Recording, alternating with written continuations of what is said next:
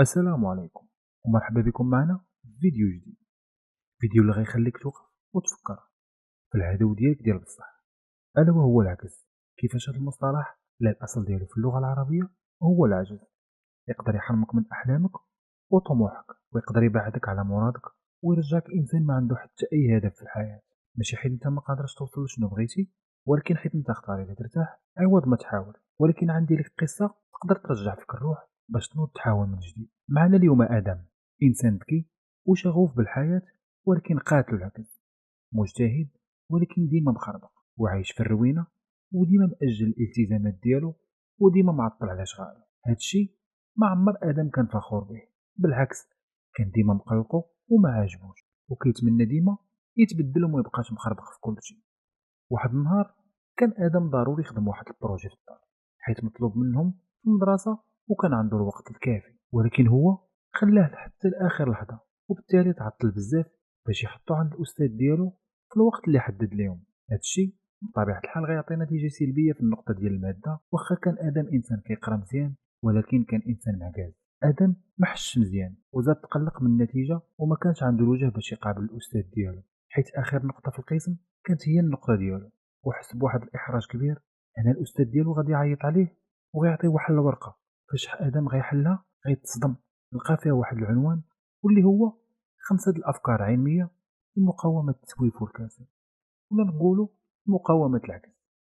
ادم شاف الاستاذ ديالو بنظره تعجب، وانطق الاستاذ وقال ليه: من بعد ما شفت النقطه ديالك اليوم، عرفت بلي العدو الاكبر ديالك في الدنيا هو انت ادم. للاسف نتمنى هاد الورقه تفيدك. ومشى وخلاه. هنا ادم حس بكميه الخيبه اللي كيشوف فيه الاستاذ ديالو، وزاد ما عجبوش الحال اكثر واكثر. ولذلك قرر انه يواجه العدو ديالو باي طريقه، واولها يطبق هاد النصائح، وهي اللي نشوفوا في هذا الفيديو اليوم. خدا ادم الورقه وخبعها في الكرطابل ديالو، وجلس يكمل الحصه. الحصه كانت فيها ساعتين، دازت عليه ثقيله بزاف، وهو كيتسنى غير امتى يسالي الوقت باش يرجع للدار. فسر الوقت، خرج ادم بالزربه بلا ما يشوف وراه، ومشى نيشان للدار. دخل لبيتو وسد عليه، وجلس في البيرو ديالو وجبد الورقه اللي كانت اول فكره فيها هي خطط للنهار قبل بواقعيه وماشي بمثاليه. الفكره الاولى اللي تعلم ادم انه يخطط للنهار قبل. تعلم يكتب المهام اللي اساسيه وينظم ليها الوقت باش ما يعاودش يطيح في نفس الخطا ديال العشوائيه والتاجيل. وبهكا ما بقايش عايش في الروينه والستريس، بالعكس التخطيط خلاه يحس براسو انه قادر يدير بزاف ديال الحوايج بواحد الجوده كبيره، حيت كان كياخد الوقت الكافي وكيركز في كل حاجه كيديرها مزيان. وفاش كيكمل المهام في الوقت كيكون فخور براسو. اما الفكره الثانيه فكانت هي قسم المهام الكبيره لمهام صغيره. ما بقاش ادم كيدير هدف كبير ويوحل راسو بزاف ديال التفاصيل في الاخر يتلف وما يدير والو. لا بالعكس، ولا كياخد كل مهمه كبيره او صعيبه ويقسمها لاجزاء صغيره، هكا ما كيخافش منها وكتولي ساهله عليه. بهذه الطريقه البسيطه لاحظ ادم انه اصبح انسان منظم اكثر، والالتزامات اللي كان كيخاف منهم ولاو قدامه بساط، وكيقدر يدير اي خدمه عنده في الوقت ديالها وبجوده مزيانه. عكس السابق فاش كان كيعجز وكيأجل، وكان كينجز المهام بالزربه غير باش يساليها، وبالتالي تتكون النتيجه لا علاقه لها بشنو باغي هو. دابا ندوزو للفكره الثالثه. ماشي مشكل الا كافئنا راسنا بحوايج بساطه. الفكره الثالثه هي ان ادم اعتبر الكسل والتسويف عاده خايبه، وفين ما بعد عليها تيكون عباره عن انجاز يقدر يجازي نفسه عليه. حتى انه في اليوم ما تعمدش انه يخدم اليوم كامل، لا، انما كيرتاح مره مره، ياخد شويه د الوقت باش يدير شي حاجه تعجبو، يتفرج، يتمشى، باش هكا ما يملش ويكسر ديك اللعنه ديال العجز. هكا خلى دماغه يرتبط بالانجاز اكثر، ويبعد على التسويف تدريجيا، وما يبقاش انسان عجز. اما بالنسبه للفكره الرابعه فكانت مهمه، وهي محيطك مهم. الفكره الرابعه اللي عاونت ادم هي تنظيم المحيط ديالو والبيئه ديالو.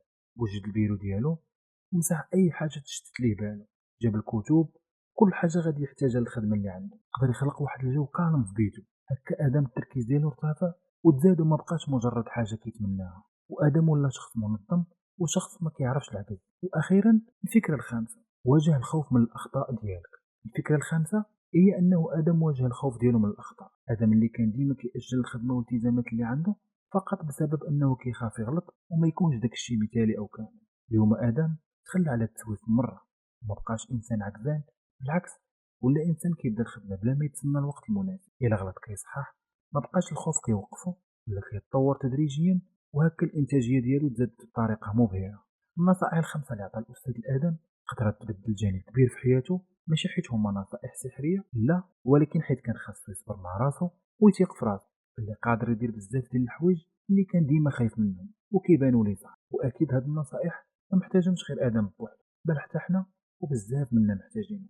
لذلك الا بغيتي تولي انسان ما عندوش الكسل والتسويف في حياته وما كيعرفش العجز، طبق هاد الافكار في حياتك اليوميه. خطط نهارك قبل وحدد الاولويه ديالك. ما تبداش بالحوايج الصعاب، فرقهم المهام صغيره باش تقدر عليها. ما تدفنش راسك غير في الخدمه والدوامه ديال الانتاجيه. ارتاح وقدر نفسك على هاد المحاولات اللي كدير. قبل ما تجلس تخدم، شوف شنو داير بيك، قاد المحيط ديالك باللي عندك باش تركز اكثر. ما عمرك تخاف من انك تغلط، بالعكس الا غلطتي بزاف عارف راسك غادي في الطريق الصحيحه. في الاخير كنبغي نقول لكم شكرا على متابعه الفيديو. كان معكم انرجي، انا هنا باش نرفع من الانرجي الزوينه ديالكم ونحيد الانرجي الخايبه.